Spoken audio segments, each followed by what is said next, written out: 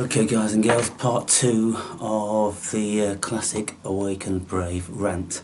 Last night I had an unsettled night because my mind was contemplating and conversing with itself about what I consider one of the greatest of human dilemmas that have been with us forever, and it doesn't look like it's ever going to be going away. And this dilemma, this issue that we have to deal with, is that we don't speak the same language, we don't understand the same things, our communication powers and abilities are very, very limited in most people. We actually do live in our own conscious worlds. We do not share any world together because our worlds are all created out of our projection of our consciousness. So our world is exactly our world. We don't share our world. We can share ideas of other people's world, but we can only ever share ideas. And if somebody speaks in a certain way and wants to express this or tells you about that and then points out something like this, it is their perception, their idea of their constructed world. It isn't yours, it isn't ours. And so if people get their heads around that, then they will start to have some great insight into what's going on in the world. Now, I woke up with a tired voice, and what that stems from, I do have a deep and rich adherence to, is that if your mind is creating scenarios consistently, then it is said by scientists that your mind sends those signals to your body, and your body's physiology will react to those mental stimuli just the same as it would if you was actually doing those things. So how many of us, all of us, have woken up more exhausted than we went to sleep? And you ask yourself, well, how on earth's that? I did actually sleep, so I must have rested my mind and body, but it appears that I'm more tired now than when I went to sleep. Well, the chances are is because you was carrying a lot of stress and your mind was exceedingly preoccupied, and so your mind being very, very active, not actually slipping into the unconscious where you dream and this, that and the other, but it's maintaining a level of consciousness, and it's ruminating, it's going over and over and over, and intermittently you'll wake up and you have this chatter in your mind, or it's the same conversation that you could be arguing with somebody or about something. And so your mind is sending these signals to your body. So my mind was sending these signals to my throat that I'm doing an enormous amount of talking, because I was talking all night long in anticipation for making this video, which I'm absolutely compelled to do. So I have this, tiredness in the throat, like I've already been speaking for 2 or 3 hours. And when we listen to scientists, scientists will tell you exactly that. And so there seems to be a physiological truth to that. I'm most certainly feeling that reality. And if you sit in the contemplation and, for instance, you think about a song and you think like playing guitar, where your fingers need to be and what you need to do, and then you can hear the intonation, if you can hear that, then that gets repeated in your brain, and your brain sends out the signals that your body is actually doing it, and it's following it through from memory, mostly if you've done it before, and then it reiterates and it digs deep grooves in our psyche of that memory. So we can actually be better at things without physically doing them. That's a general consensus in certain realms of science. So whilst I was contemplating what I'm going to be saying today in relation to how people do not in actual fact have hardly any idea about how limited we are actually as a species to communicate with each other. I've mentioned many times in bygone days about the Tower of Babel story in the Old Testament. And the story, loosely premised, is that non-believers started to build this city which looked like a wedding cake, you know, in tears, and they were hoping to build it up to the heavens so they could become like God. God got very annoyed about that, and for their insolence he smited every single person within that city that they wouldn't be able to communicate with each other, so they wouldn't be able to confer with each other and plot against God's almighty power. And so that was the fate that they suffered. Now, isn't that exceedingly telling? People, you know, many thousands of years ago, let's say 3,000 years ago, when lots of the Old Testament was written, human beings knew that about human beings. And they knew that if you gave them free rein and license, they would very often start murmuring with one another about the hierarchical system of the time, paying taxes and doing the right thing and having obligations which society imposed upon them. And then they'd start to form sections and this, that and the other. And this has been done all over the world. And this is why we are so fragmented, because this is what we do as a species.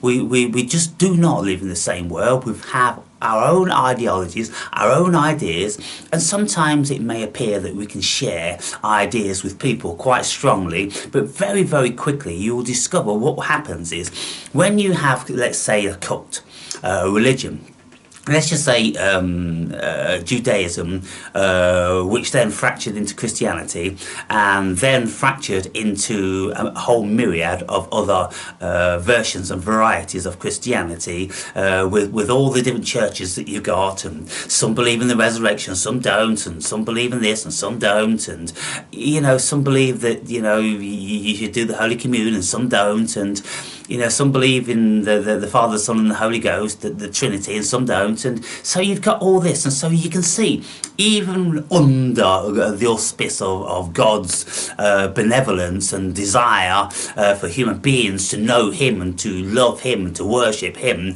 well, He doesn't even have the power to be able to set a standardized thing. Nothing can be standardized, because what we do as human beings, we have our own ideas and we break all the standardization and we split off into cults and sectors, and then we end up fighting and killing each other. And you know, this is what was going on thousands of years ago, you know, around the current Israel, in Jerusalem, in Judah. You'd have these different sectors that believe this about Yahweh, and then those believe that, and then they'd be killing each other all the time. And they're all supposed to be Jews, so they're supposed to be God's chosen children, but they couldn't manage to, you know, get their heads around that one, and we still can't, people. So what I'm saying is, in my discourses, and I haven't heard anybody speaking about these things, and I've watched a lot of stuff over these 15 years on YouTube, and so I'm asking myself, well, why aren't people like Jordan Peterson and the very, very prominent intellectuals of the day addressing this communication issue which we have? And it's so deep and it's so profound and it's so destructive, and it absolutely obliterates any possible realization of any utopia, because we could never ever in a billion years agree with each other to the extent whereby we could all exist in one ideology. That's why we've got billions of ideologies with billions of people, and we've got, you know, umpteen cultures around the world and regimes and nations and all this and borders and ideas and laws and rules and regulations, because we just can't settle on anything. So how could we ever reach a level of utopianism? We couldn't. It's not possible. And we all harbour, you know, our own pet hates and our own desires, and you know, any number of deviant facets of what it is to be human being. And then of course, you know, we do have sort of benevolent thoughts, and maybe we're charitable and we want to build communities and we want to live safely and all these sort of things, but there's always someone that wants to change and pervert things, and that's just how it's always going to be. So when I'm listening to people, and when I'm reading comments and I'm watching videos, and you watch this video saying that, then you watch another video saying that, and then, you know, what truth? What truth, people? If you think there's truth, then all you want to do in your life is look for a consensus of your personal accepted truth at this moment in time. If you have a level of belief, then you're looking to get that reiterated, to get that bonded with you, to get that bolstered, to make that more of a foundation, of a fundamental thing that you can have a greater belief and security in. But invariably what happens is you'll go from one video, even, look, if you're listening to me, you'll think, oh, the Awakened Brave believes in this and he's got this opinion, and the very next video you'll see something which is quite contrary, and you go, holy fuck, this guy's confusing me. I don't have any beliefs, I don't have any rock which I cling to, I don't have any desires of the world to be in any way at all. I have a variety of dichotomous consciousness. I'm a Libra, which enables me to think equally in polarities. So I can think very strongly about this and I can think very strongly about that, and then in the end I won't think strongly about either of them. I'll just be in this, engaging in this facet of articulation for one video, then I'll engage in another one. Why? Because I'm the cosmos. I'm always telling you I'm the cosmos. I'm a direct reflection of the cosmos. I'm dichotomous, I'm paradoxical, and I'm schizoid, because I have at least 2 brains. You know, the chances are we have 4 brains, what scientists can actually, you know, we've got the medulla, then we've got the reptilian stem brain, then they've got the mammalian brain, then we've got the cerebral cortex, and so we've got 4 discernible brains that work very differently. That is even outside of how our consciousness is so broad and dichotomous when we start to get involved in all different sorts of realms of contemplation via other avenues of wakening us up and things like this. So we are a can of worms. And so because of our upbringing, our nature, our nurture, our education, and all the experiences that we've had, we're all very, very individual. And even if we've been to the same schools and we grew up in the same families and all these sort of things, and you think you've lived a similar life, you absolutely haven't, because the end product is very, very different. So I went to the same schools as my elder brother. I went into the same children's homes as my elder brother. I had the same mother and the same father. And then when we left our home, we went to work together, myself and my brother, and we had the same vocations and very similar interests and this, that and the other. But as we got more and more mature, we really started to see the fundamental differences emanating, and now we're absolutely chalk and cheese, and you would never know we're brothers, you'd never know we grew up together with each other, and you'd never know that we used to be, you know, pretty bonded as youngsters. And so this is what Heraclitus, one of the Greek philosophers, stated, that the world, the human being, is in constant flux. Everything is in constant flux, everything changes, nothing ever stays the same, and that's the nature of the world with the micro and the macro. It's changing all the time, and so how could we ever have any truth? We only project the notion of truth onto something for our own security and our own stability and our own notion that we can actually keep our feet on the ground and do something without something or somebody pulling the rug out from under our feet.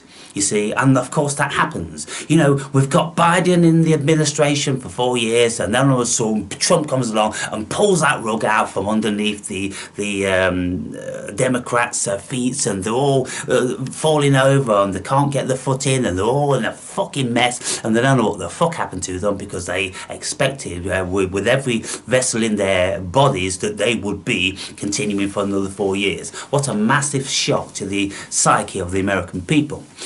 So now you've got Trump, which is going to be doing this and doing that and bulldozing absolutely everything that the Biden administration created. And it's being carried out exceedingly rapidly. And so, you know, where is this bond? Where is this thing, like we're supposed to agree with each other and see the same things and want the same things and striving for peace and harmony and unity and love and compassion and shared interests and all these sort of things? It isn't there, is it? It isn't there. We're a fractured species, and it was so 3,000 years ago, depicted in the Tower of Babel, and it was probably 300,000 years ago. I don't think it's ever changed. We've always been the same. And what I say when anybody's got any ideas of utopia and how the world's going to be wonderful and how Trump and Elon Musk is going to save the world, well, it's just going to continue like it has done under different regimes. You know, we look back across the world, we've got Mao Zedong, we've got Stalin, we've got Pol Pot, we've got Hitler, we've got Mussolini, we've got Genghis Khan, we've got Alexander the Great, we've got Napoleon, you know, on and on and on and on and on. We've got this stuff, you know, this Mexican wave of ideas which flows this way, then flows that way, fluctuating. The cosmos is fluctuating. That's what it does, that's what it's always done, that's what it always will do. So,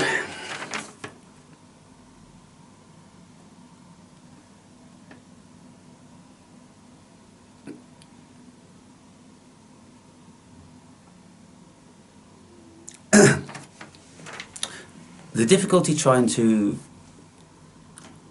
I don't want to use the word understand. You know, I didn't use the word understand for many, many years. I used understand, to understand. Because understanding, we are subjecting ourselves to a hierarchical system whereby we understand somebody. And when you go in a court of law, they ask you if you understand. And they are asking you, do you come under the jurisdiction and authority of the court which you are in? And if you say yes, then they are free and have license to impose whatever they want to on you. If you say no, they cannot deal with you. They absolutely cannot deal with you if you say, I do not understand your authority. And if they say, are you Aaron Berry, say, no, I'm not. I don't know who that person is. I've got no idea of what you're claiming, and so all of a sudden it becomes very, very difficult, because we have to come under the jurisdiction of authority for them to be able to deal with us. We have to accept that we are this legal fiction, that we are our name in capital letters, which you get on your passport, which you get on your driver's license. You know, that's legal fiction. That's the legalese. That's the persona. That's the invention which law, the legalese facets, bond you under. But as sovereign beings, we come outside of that, because we come under the jurisdiction of God, supposedly, for the Western world, who believe in that. And it's quite apparent that the Western jurisdiction do believe in that, because they often get you to swear on the Bible, don't they? So if you swear on the Bible that this, that and the other, then they've got you. So when I was growing up, being in a large family with lots of kids, there's always some colds or flus or whooping cough, you know, chicken pox and all that sort of thing going around. So the doctor would make home visits very often. And the doctor would sit down and speak with his stepmother, and he would be instructing what she should do. And often if the kids had a bug which was making them vomit and, you know, have diarrhea, then he would instruct the stepmother that we kids who had that shouldn't have any food for the next 24 hours. And so she would immediately say then, oh, but they can have drinks. And he said, well, no, well, so they can't have drinks as well, she would say. And he would say, well, drinks are, unless it's pure water, then it's food. But she couldn't get inside her tiny pea brain that drinks were food, because she didn't realise that, you know, food is sugar, and all foods contain sugars of varying sorts, and the body transmutes the varying sugars of sucrose and glucose into, lactose into glucose. Then the body digests only one sugar, so it has to transmute all these sugars of sucrose and fructose and fucking, you know, saccharose or whatever the fuck we have, all these different sorts of sugars. And so then she would complain to the old man that the doctor talks to her like she's a fucking idiot. And he would say, what the fuck do you expect? He tells you that the kids shouldn't eat any food or consume any food. And then you say, but they can have drinks. So they can have hot milk with honey in, and they can have hot chocolate, they can have Horlicks, so they can have, you know, tea, coffee with sugar in, they can have Coca-Cola, Lucozade and all this. No, woman, they can't. You know, so this is what we're dealing with, people, you know, and this one was an adult. What school did she go to? You know, what did she know in life? You know, and she died thick as shit, and, you know, many people do. And it's just how the world is. It's a phenomenon, it really is. And so when I'm always going on about the dumb asses, well, you know, I've chosen my particular arena because that's my personality. I'm very much an elitist. I can see what the elitists on the world have always tried to do, and I envision what the world would be like without them doing what they do. And so, for instance, you can say, well, the elitists tell us to do all these things and comply with all these social norms and abide by these rules, and then we'll get X benefit.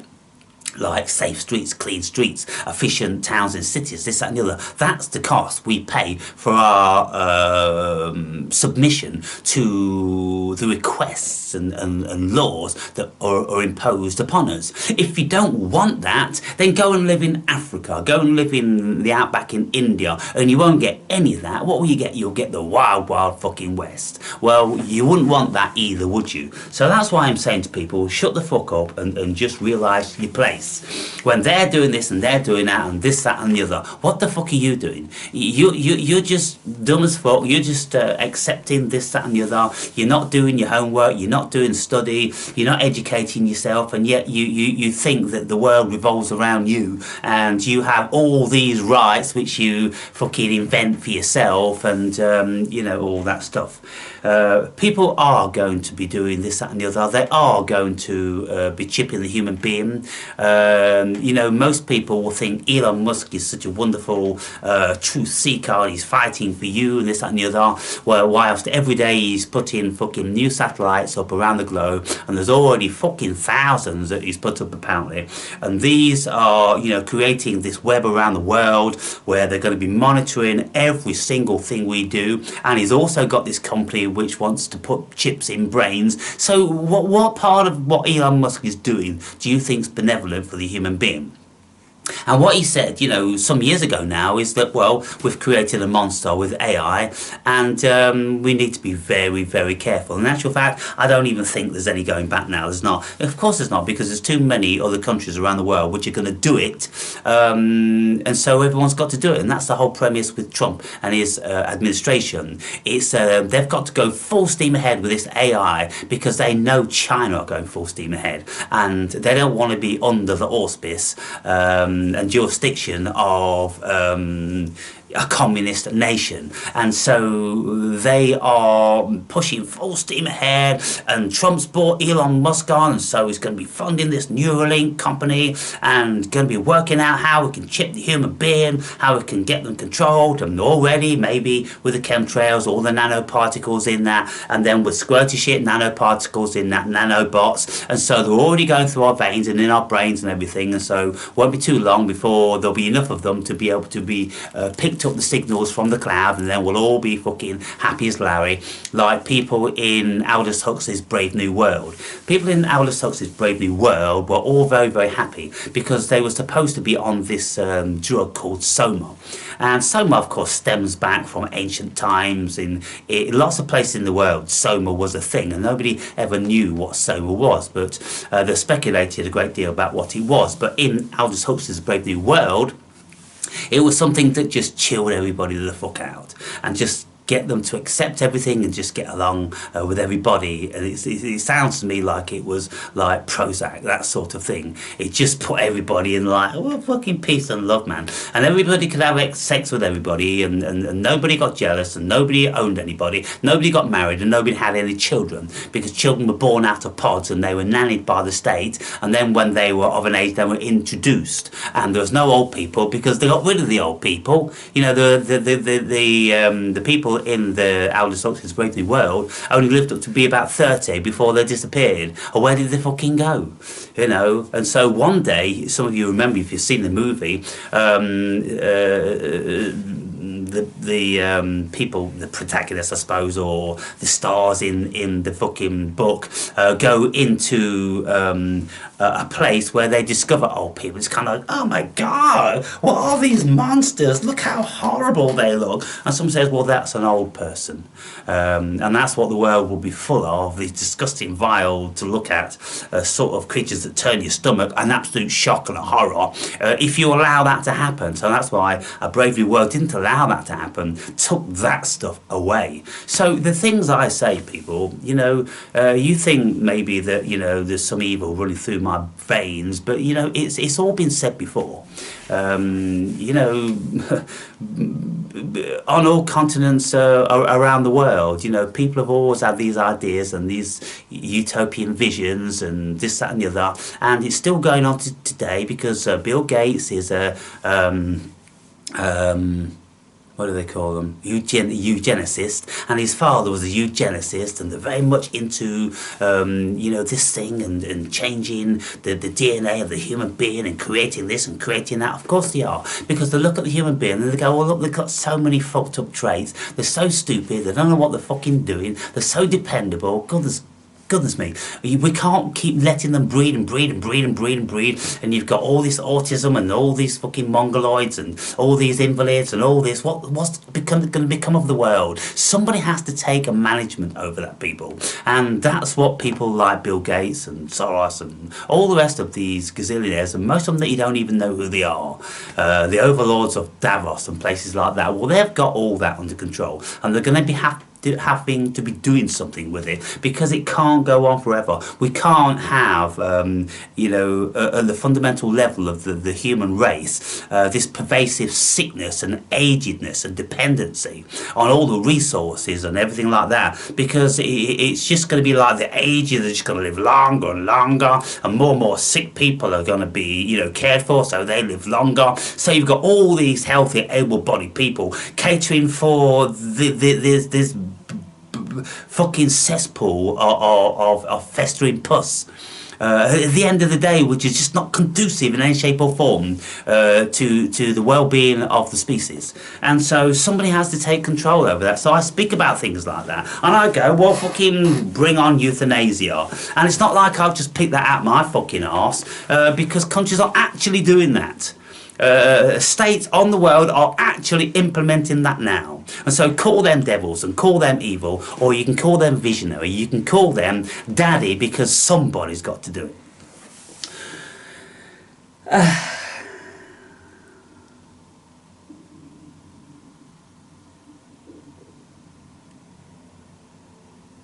I think I may have covered what I wanted to say. So let me see if I can conclude this now. What I'm saying is that I haven't heard anybody else say. Now there's something else that I'm going to show you on the computer. People should really be addressing this lack of communication, because nobody really is grappling with it fundamentally. You see, look, you've got people, and these Davos people, saying things like, look, we've got to control the freedom of speech. We've got to control the narrative. Like Hillary Clinton's been very overt about saying that.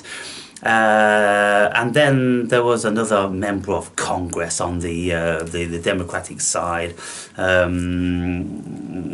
sitting at the Davos meeting saying we can't afford this alternative media to be growing and become prolific because there's too much confusion with the masses, and they won't believe the mainstream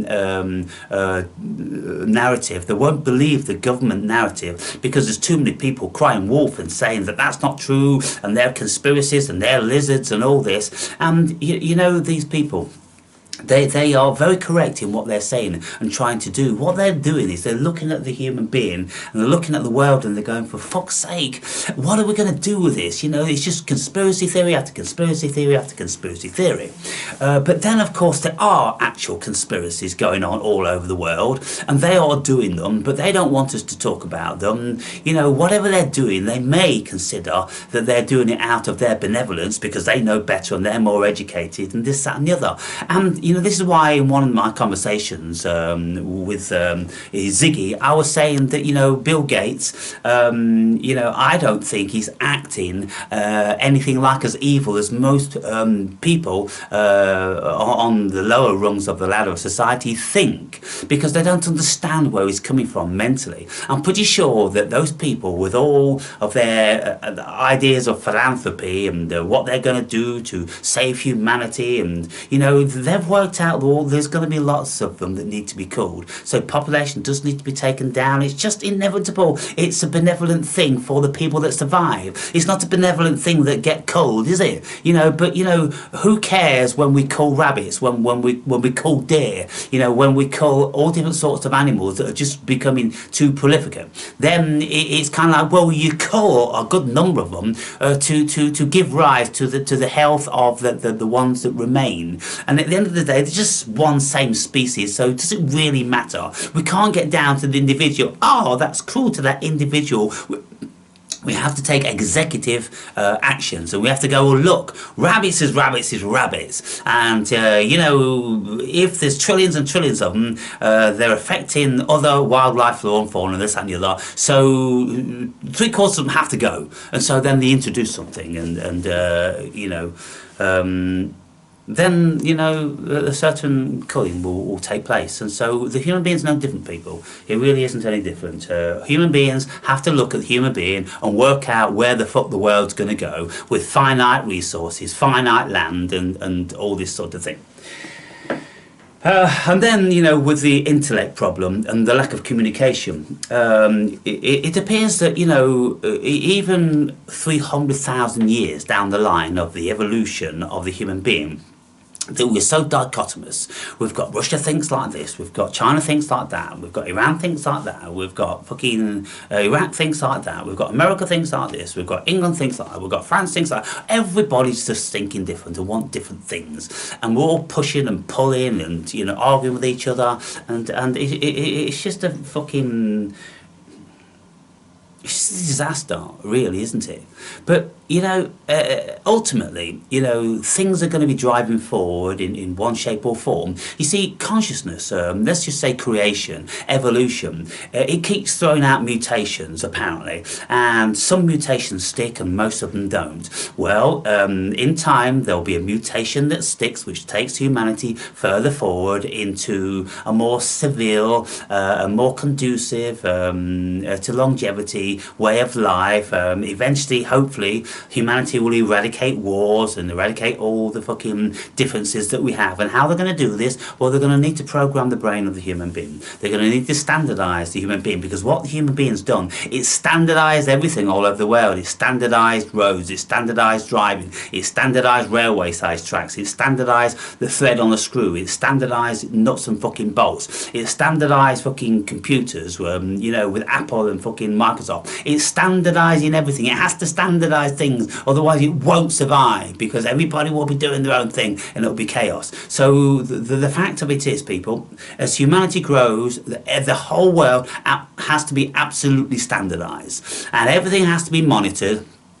Even down to every single sheet of paper that we use, it needs to be monitored, because then they've got to work out, well, what trees need to be fucking cut down and processed to feed this demand for paper and this, that and the other. And can we, you know, minimise it? Can we do something else? Can we introduce, you know, or can we ban paper so we can save the trees? Maybe paper should be banned.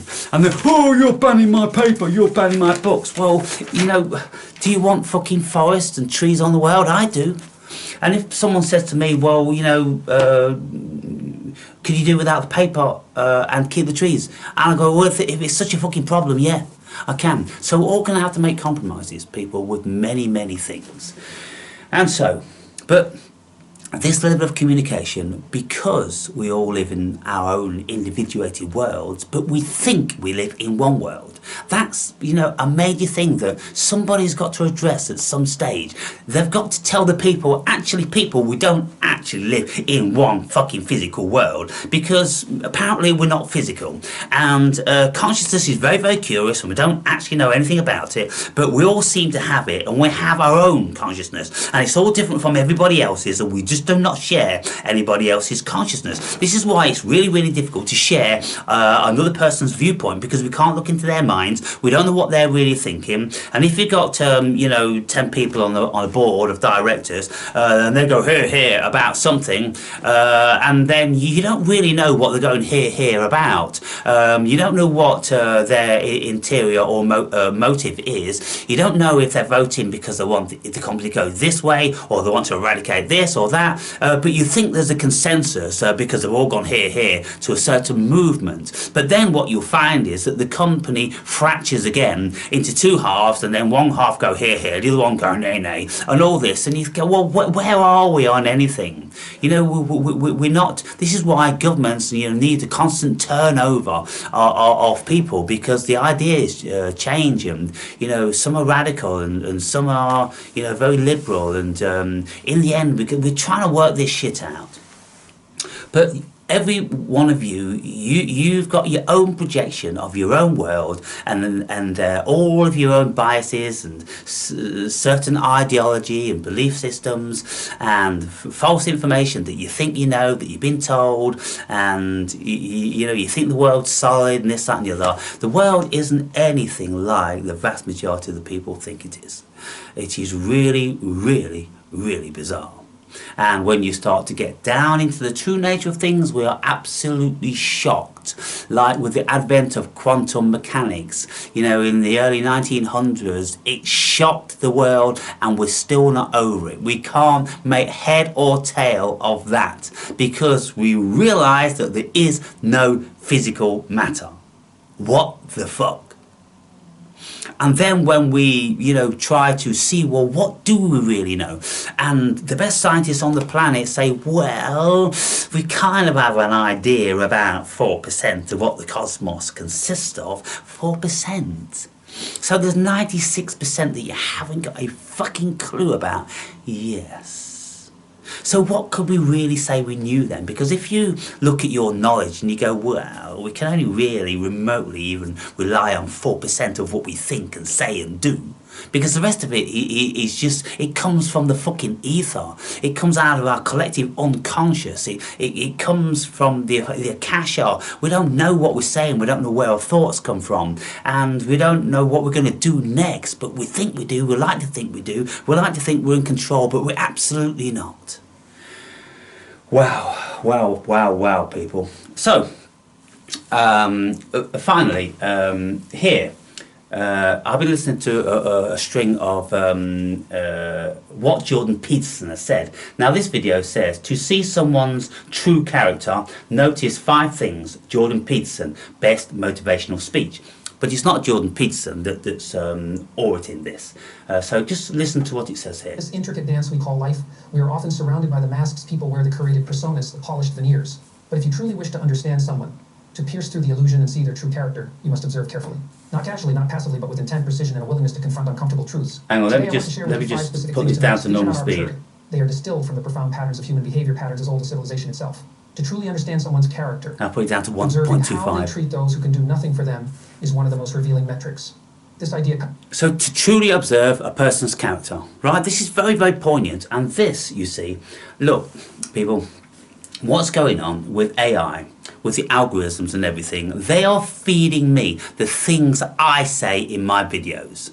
And so the computer is listening very, very carefully to every single word I say in my videos. And of course the computers are listening to every single word we say on our phones, every text we do and everything, because they're profiling the whole world. That's absolutely unavoidable. But let me tell you this, just in case you get insecure about that. The cosmos has been doing it anyway, all along, via another method, via the Akasha, via the information gathering by cosmic consciousness. It has been gathering all the information, everything that's ever happened. And that's why some people can tap into that and bring back this information. And then some of us will have bizarre supernatural experiences, and we ask, where did that information come from? Where did we go in our mind? What did we enter into? Why did I see that vision? Why did I have that feeling?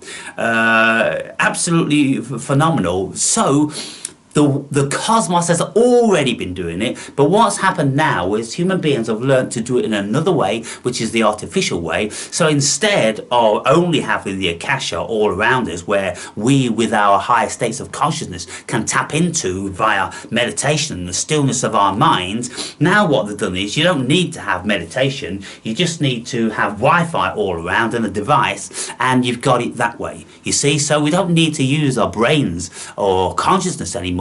We use devices. So it's AI that is running the world, AI that is going to make the human being obsolete, because why would the human being need to exist when AI has got all the information and it can do whatever the fuck it wants to do, and you know it gains singularity and it can actually really think for itself via consciousness, whatever consciousness is. You know, we don't know, so we can't say that computers could never gain the singularity. So Jordan Peterson's asking, and he's stating, how to know the true character of a person. Cuts to the heart of what it means to be virtuous, compassionate, and fundamentally decent. It is a test of authenticity, one that strips away pretense and exposes the values that govern a person's interactions with the world around them. When someone engages with an individual who holds no power, offers no advantage, or wields no influence, their behavior becomes unguarded. They are not performing to gain favor or approval. In these moments, they are simply themselves. How do they address the cashier ringing up their groceries or the janitor cleaning their workspace? Are they polite, patient, and respectful, or are they dismissive, impatient, and condescending? The answer to these questions reveals whether their kindness is a fundamental trait or merely a tool they deploy when it suits their ambitions. Kindness. This principle extends beyond politeness. It speaks to the deeper moral fabric of a person. Someone who can only muster civility when there is something to gain operates from a transactional mindset, where every interaction is a negotiation. Their actions are governed by utility, not by principle. This kind of person may charm in situations where the stakes are high, but when the mask slips, their indifference or disdain for others becomes glaringly obvious. Such behavior betrays a lack of empathy and an absence of the humility that true character demands. On the other hand, those who treat everyone regardless of status with dignity demonstrate an understanding of our shared humanity. They recognize that no one's worth is determined by their station in life. To be genuinely kind to someone who cannot repay you is to affirm the inherent value of all people.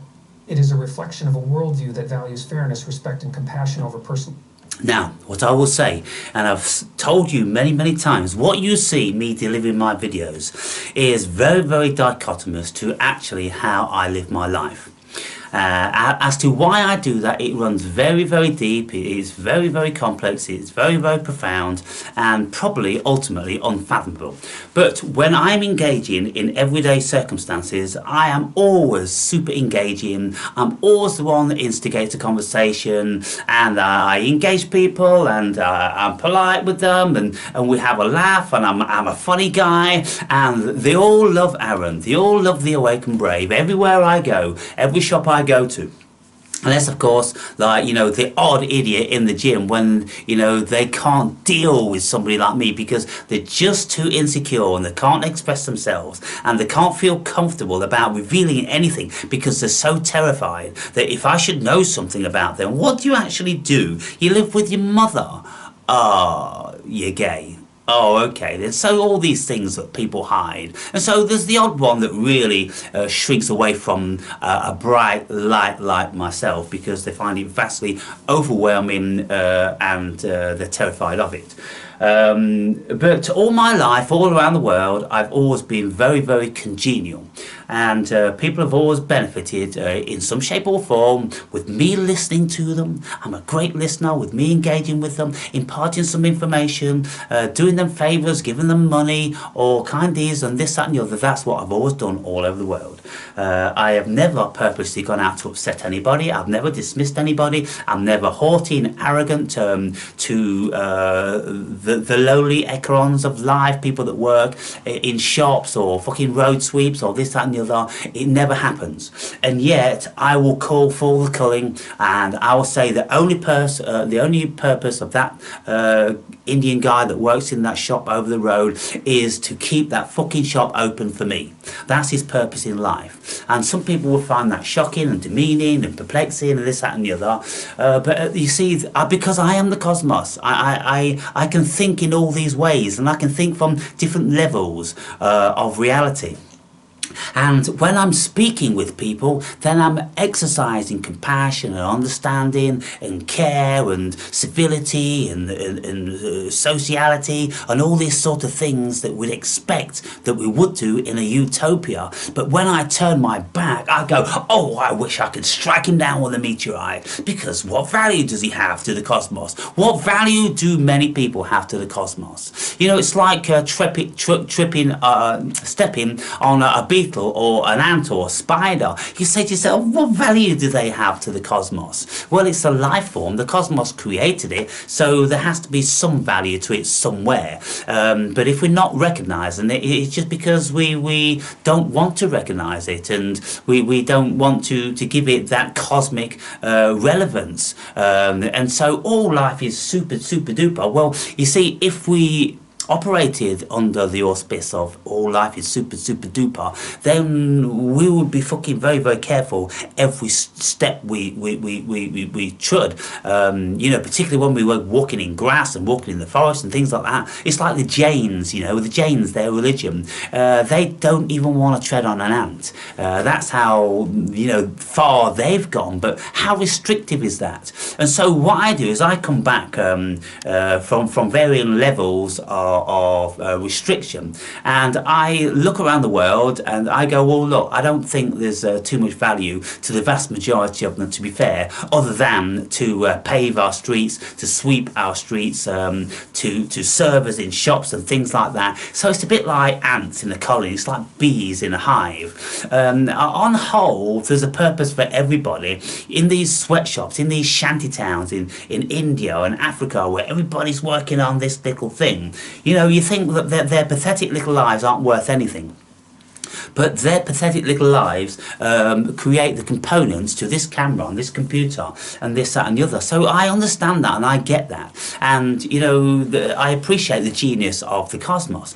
But on another level, then I am belligerent. I am out to see if I can get a reaction from you. I am giving you the opportunity to see how you feel, to generate new thoughts or new emotions, and to think about things. This is what I'm doing. I'm the agitator. I'm an educator in a curious sort of way. And it's a curious sort of way because the vast majority of people don't do it. I do it in a very strange way, don't I? I get you to think in lots of ways. I trigger you any fucking which way. I give you the opportunity to hate me with a vengeance. And because I don't care, because I'm the cosmos, so what does it matter to you what you think about me? I don't need you. If you all dropped dead tomorrow, I wouldn't bat an eyelid. It wouldn't make any difference to my life. I could still speak into the camera and put videos up on fucking YouTube, couldn't I?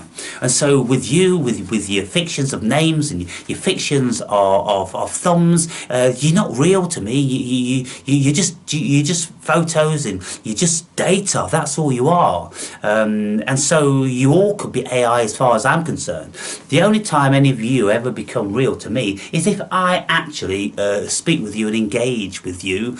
And even then, there's only a certain level of realism, because I ask myself, are you really real? You're not standing before me. I can't feel you. I can't feel your body weight. I can't, poke you in your chest. I can't do anything. I just see an image on the screen. And I'm telling you, people, there's going to come a day when, we realise that, it's all been a ruse. It's all been a lie. It's all been fake. It's all been a movie. Because what we're doing is now, we're entering into a certain realm where we're going to realise that we are, in actual fact, just fucking images, bytes in a computer. I'm positive, absolutely positive that this is a simulation of some sort. We're not real people like we think we are. We already know that we're not corporeal. We know that there's no solidity to the cosmos. It's just potential and it's just fluctuating energy. But we've been under the delusion that things are real. But now when we're starting to see that CGI can copy people's voices, it can copy their faces, they will be able to do something which is absolutely indistinguishable from real human beings in no time at all. And then we seriously have to question, have they done that already? This is like Nick Bostrom's simulation theory. He's got this hypothesis which says that, well, there's three options, and let me see if I can remember what they are. The first option is that we're too stupid to create a simulation, and we're going to kill ourselves because we can't handle our technology. The second one is that we do manage to create a level of technology which is capable of creating the simulation. And I think the third one is that we must already be in it then. If that's the case, either we've already killed ourselves and wiped ourselves out. If we haven't, which it appears that we haven't, if we were real, then it's kind of like, well, we must be in a simulation. If we did evolve to a certain degree where we could have created the simulation, then we must be in it then. And so it's very bizarre. It's kind of like a logical thing that it couldn't be any other way. We must be in a simulation. It's irrefutable. And so I contemplate all these things. And so when I'm speaking with people, I'm kind of like, I'm not taking this too seriously. When people are saying to me this and that, and they're being emotive, and I can see an ego in them, and I can see their fears and insecurity, I'm like, look, even if you are a real thing, let's say a human being, even if you are a real physical human being, every single thing that you exhibit is a fiction, because it's all born out of the programs with your ego and your insecurity and your fears and your fantasies. They're all ideas. So what are we? We're just a group of ideas, and then we project our ideas about love and hate and security and jealousy and control and all these different sorts of things. And so we look at what they mean. Words. It just mean other words. They go round and round and round, which means other words. And words are ideas, and ideas are not nothing tangible. Well, that's what quantum physics says. So for fuck's sake, we find ourselves in a very, very deep quandary, don't we? That's where I am, people. It may sound very, very crazy and very, very convoluted, but I can accept that, no problem, without feeling like I'm mad, because, having a broader state of consciousness enables me to encompass that and still step outside of that and know that I am God.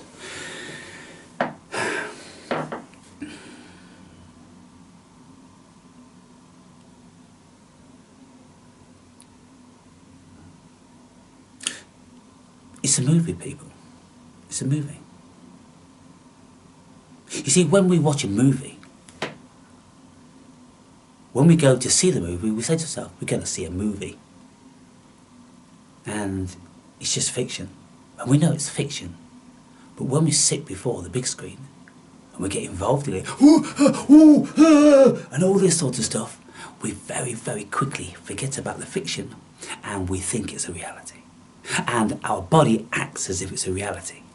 So you can see how very, very easily we are deceived. And so I can't have any respect for the super intelligence of the human being when they can go into a fucking cinema and all of a sudden they think they're in a reality because some fucking coloured light is projecting some shit on a fucking white screen. Come on, people. So this thing is very, very similar, only in a more complex three-dimensional way. It's a three-dimensional movie. There's nothing going on except the projection, which has been projected via the hologram. Yeah, you're starting to get your heads around it, people? Do you know a little bit more where I'm coming from now? And in relation to me going, you're all fucking idiots and you retards and I'm brilliant and all this, well, I'm giving you an opportunity to feel in a certain way, to work certain things out, to have thoughts that you probably wouldn't get. You wouldn't get them watching Rupert Spira. You wouldn't get them by watching Russell Brand. You wouldn't get them by, watching anybody else out there. I'm going to be enabling you or prompting you to think in very, very different ways about things that you just do not hear other people speaking about. Why is that? Why seemingly am I the only person that's addressing you like this at this level? The closest you're going to come in modern times is Jordan Peterson when he's asking you to think about things in a certain way. But you see, Jordan Peterson, he's got lots of failings because he believes that there's a God and the God's Yahweh and it's the Christian God. He actually does, because in one of his videos before the one I was listening to, he's claiming that God's got ultimate authority and you're accountable for God and so there's no escaping God and all these different sort of things. And also because he's a clinical psychologist, he's bought so deeply into the reality of the human ego and the human mind, but that's all a fiction. At another level, he needs to read more quantum physics books, because if he reads quantum physics books and if he reads the paranormal and if he has a few out-of-body experiences, this and the other, he'll stop believing in that shit. And he'll go, it's all a fucking fantasy, it's all a fucking dream, it's all a delusion. And good God, he should know that by now, having been a clinical psychologist for 30 fucking years of his life. Everyone coming in with all their own separate fucking fantasies and non-realities of life which they project onto the world. Now, let me continue with this. Gain. These individuals act not because of what they stand to gain, but because it is the right thing to do. That authenticity is a rare and precious quality. It is important to note that this principle does not require grandeur. That authenticity is a rare and precious quality. So what am I saying to you? I'm saying don't be talking to me about your compassion and your kindness and your fucking love. I don't believe in it. Those things are just concepts. What I'm talking about is action. We have to act. And what Jordan Peterson says, when people used to say to him, do you believe in God? He would say, I act as if I do. Because you don't need to profess that you believe and you put your hands together and you murmur, and you count your fucking prayer beads. No, what you need to do is do the right fucking thing. And when someone needs help, you fucking help them, at almost any cost. And then when somebody needs support, financially or emotionally, then, if it's within your capacity, then you do that. And that's what I've done all over the fucking world. And so, I am, this wonderful person, which is very, very rare. And yet I speak in a very, very different way, because I'm speaking to you, the masses, and I'm saying I don't believe that you are these things, because I know how fucking rare it is, because I've been around the world fucking a myriad times, and where have I encountered genuine honesty, integrity, and generosity, and kindness, and love, and all these things? All I've encountered, to be fair, is people wanting to take me for a ride financially, take me for a ride emotionally, deceive me in whatever shape or form, manipulate me to do what they want me to do, and all these different sorts of things. Some of them want to use you, some of them want to be used by you. That's what it's like. It's a fucked up world. Let's continue to see what he says about me. Gestures or acts of charity. Sometimes the smallest actions speak the loudest. A simple thank you, a moment of patience, or a willingness to listen can reveal a depth of character that far outweighs any overt display of virtue. A willingness to listen. I'm a Libra, and being a Libra, we are very good listeners. And I'm, quite an exception, because I'm a very good listener. You know, I've known Libras, and they don't fucking listen like I listen. You know, sometimes I like to sit down and have a conversation, think about things like that. But they lose it when it doesn't benefit them. You know, but I will listen when it's not benefiting me. I'm just seeing how I can benefit someone by listening to them, because that's the natural therapist within me. And so I had a very good friend who was a Libran, but it didn't even come close in any realm of kindness or compassion or love with anybody. Very, very self-centered he was. These small acts accumulate into a larger pattern, one that defines a person's character over time. The way someone treats those who can do nothing for them also reflects their internal hierarchy of values. It shows whether they prioritize status, power, and recognition over integrity, humility, and kindness. A person who can extend kindness to the powerless is likely to possess the strength of character to act ethically in more complex and demanding situations. Ultimately, this principle calls for introspection as much as observation. As you evaluate others, consider your own actions. How do you treat those who can do nothing for you? The answer to that question might reveal more about your character than you'd expect. Adversity is one of life's great equalizers, an unavoidable test that spares no one. It strips away the superficial layers of comfort and pretense, exposing the core of a person's character. How someone handles adversity provides a window into their inner world, their values, resilience, and capacity for growth. In many ways, adversity doesn't just reveal character, it molds it, presenting an opportunity for individuals to define themselves through their responses. Adversity. So what I'm always saying to you people is the trauma and anxiety and, you know, setbacks in life, we should never consider ourselves victims. We should always consider that we've been blessed with an opportunity to learn and grow and become deeper and richer souls having this human experience. You know, people that don't have adversity in their lives, they can't grow, can they? So, you know, I'm offering you to look at adversity. I'm offering you to think about how you feel about the things I'm saying. See if you can evolve. See if you can get in touch with some of the things I'm saying and the reason why. And like, you know, Adam Cadman said yesterday, it seems that, you know, the only people who are ever going to be fully appreciating what you say are those that have lived pretty well identical lives. Yes, pretty well much that, because that's the only way we can do it. Because if you've all had your own individual experiences, and they're going to be nothing like mine, and the vast majority of you haven't travelled anything like what I have done, or put the amount of effort into doing all these things. So, you know, you've got, you know, like the CEO of the Transcendental Meditation organisation speaks about golf ball size consciousness. If you're young, if you're inexperienced, you've got a golf ball size consciousness. If you want to increase your golf ball size consciousness to a football size consciousness, then you've got to do an enormous amount of things, and it's going to pertain to a longevity of life. Then you'll do it. David Lynch is the, was the CEO, I don't know whether he still is, but, you know, if you have a golf ball size consciousness, then you will have a golf ball size awareness. When challenges arise, they trigger an instinctual reaction. Some people face difficulties with courage and resolve, while others collapse into despair, resentment, or blame.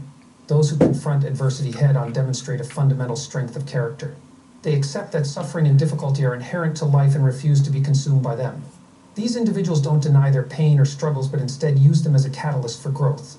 They ask themselves, what can I learn from this? How can I emerge stronger?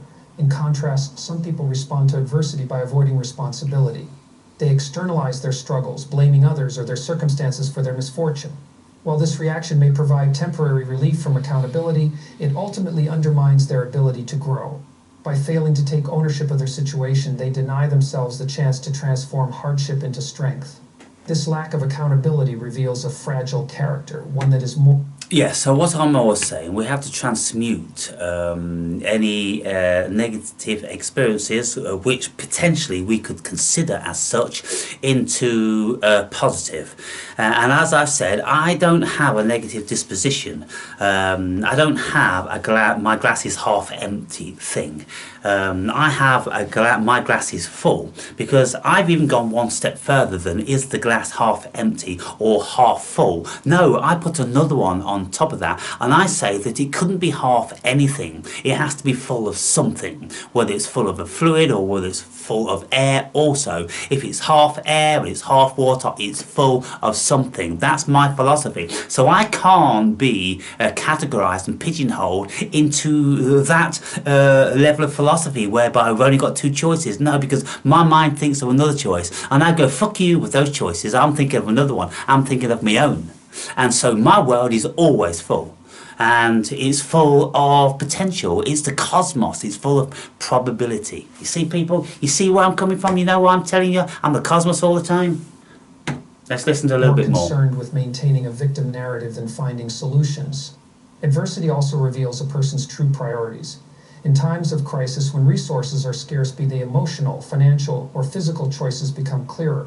Does the person act with integrity, or do they resort to deceit and manipulation? Do they show concern for others, or are they consumed by self-interest? The pressures of adversity magnify these tendencies, offering a stark view of what someone truly values. Anyway, this particular channel is called Limitless Path. And there's a whole string of these Jordan Peterson monologues, doubtless read from, you know, some of his speeches or his books. So I'll leave you with that, people, because this video has been long enough to conclude what I was saying in the video yesterday. And so I hope you've gleaned a little more insight into how the Awakened Brave's consciousness works. It isn't malevolent in any shape or form. It's belligerent, and it's very confrontatory, because I know how to reach people emotionally, and if I can trigger you emotionally, then I've got the greatest opportunity of having you think about the subject matter that I'm speaking about. If I can't touch you, trigger you emotionally, then you just go, oh yeah, I know that, oh I know that, Aaron, and you're washing the car, and you're fucking cooking dinner, and you know, you're driving your van, and you're doing all this shit, and you're not taking on board, and you're not benefiting from a word I fucking say, unless all of a sudden you start to get angry, or you start to think, you know, pretty emotionally in some shape or form, whether you get sad, whether you get joyous, or whatever, because life, people, is a feeling. Unless you're feeling it, then you ain't fucking living it, and you ain't learning from it. Because if you're just doing all this cerebral stuff, watching video after video after video, and you're not living it, and you're not feeling it, then it's not happening, is it really, at the end of the day?